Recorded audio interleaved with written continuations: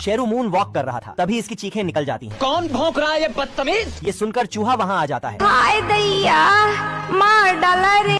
और मुन्ना मिस्त्री बनके इसके पैर का किल निकाल देता है। मर गया भैया। ये देख शेरू इस छोटे चूहे से बहुत प्रसन्न हो जाता है और इसे एक घंटी थमा देता है। ये देख, असली असली। और बोला, जो कोई भी तुम्हें परेशान करे बस इसे एक बार बजा देना।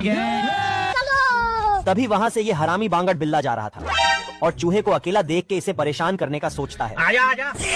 क्या रे भिख मंगिया, क्या देख रहा है? ये क्या है? साला ये चूहा घंटी बजा बजा कर बिल्ले का सिस्टम हिला देता है।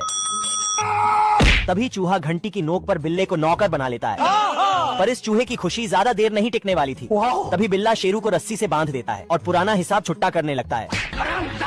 इसकी मारने के बाद बिल्ला चूहे की भी लेने चल देता है।